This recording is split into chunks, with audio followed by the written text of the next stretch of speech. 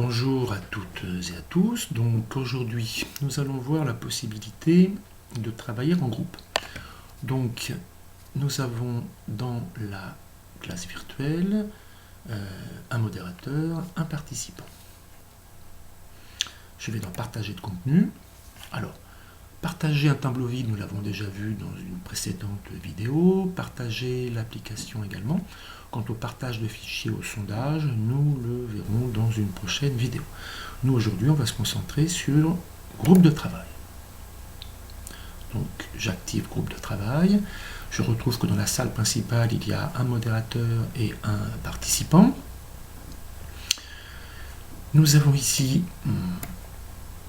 deux groupes qui se présentent, groupe 1, groupe 2. Si j'appuie sur plus, je peux créer un nouveau groupe. Donc on peut créer un groupe, voilà, 4, 3, 5, 6, on peut en créer on peut créer de très nombreux groupes. Je vais par exemple commencer donc le partage et on voit s'afficher démarrage des groupes de travail. Vous serez dans la salle principale. Donc au début, les deux, aussi bien modérateur et participant, sont toujours dans la salle principale.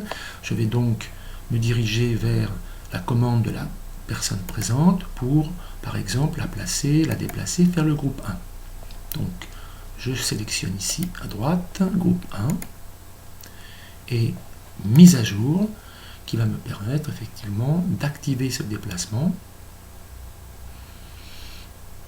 Alors, moi, dans ma classe virtuelle, je vois uniquement salle principale. En revanche, le participant, lui, voit s'afficher groupe 1. Vous êtes seul dans la salle, puisqu'effectivement, il y a un seul participant dans ce groupe 1. Ensuite, en tant que modérateur, si je veux circuler à travers les groupes, il y a ici une petite flèche à droite, rejoindre groupe 1, je clique avec le bouton gauche dessus, et là, effectivement, déplacement vers le groupe 1, et je me retrouve effectivement en tant que modérateur dans le même groupe que le participant. Il faut bien comprendre que tous ces groupes sont hermétiques, c'est-à-dire que toutes les personnes se trouvant dans le groupe 1 ne voient ni n'entendent ce qui se passe dans le groupe 2. En tant que modérateur moi-même, je peux donc circuler facilement de groupe en groupe. Et quel est l'intérêt de ce travail en groupe? Eh bien tout simplement, quand on est en classe complète, on travaille plutôt dans le tableau blanc où j'interroge les élèves au fur et à mesure pour corriger certains exercices. Là, c'est un travail plutôt de recherche, de concertation des élèves entre eux. Ils doivent avoir une bonne maîtrise de la classe virtuelle, mais c'est pour ça que nous travaillons des jours consécutifs qui leur permettent d'acquérir cette maîtrise, puisque quand ils ont le statut... Quand ils intègrent un groupe, tous les élèves ont accès au partage de tableau blanc, au partage de fichiers, au partage d'écran. Donc ils peuvent effectivement soit travailler dans le tableau blanc, soit s'ils préfèrent travailler dans un traitement de texte ou travailler dans GeoGebra, puis partager les textes, les figures, les images qu'ils seront trouvés dans leur recherche. Donc effectivement, ils sont dans ce cadre, dans une position, je dirais, plus active de concertation et d'utilisation de la classe virtuelle. Alors qu'en revanche, comme je le disais, dans la salle principale, c'est plus un cours entre guillemets plus magistral où les élèves corrigent au fur et à mesure les exercices proposés.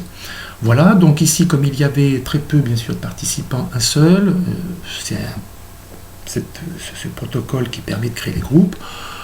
Quand le groupe est plus important, je l'ai fait dans des groupes de plus de 30 élèves. Dans ce cas-là, le logiciel active un système un peu différent, puisque évidemment, on ne va pas à chaque fois prendre dans la liste des 40 élèves, chaque élève au fur et à mesure pour le placer dans tel ou tel groupe. Ça prendrait beaucoup trop de temps. Donc dans ce cas-là, la classe virtuelle en fait propose des groupes. Au départ, il n'y a que 2 groupes, mais on peut choisir en cliquant sur 8 par exemple. Il y aura 8 groupes qui vont se constituer. Supposons que vous ayez une classe de 32 élèves. Donc si je clique sur 8, automatiquement, la classe virtuelle va fabriquer, entre guillemets, 8 groupes de 4 élèves, avec un choix soit aléatoire, soit lié à la liste alphabétique. bien, si on peut travailler en groupe. Si les élèves veulent changer de groupe parce qu'ils préfèrent être dans un autre groupe, il y a une possibilité effectivement d'interaction de ce type.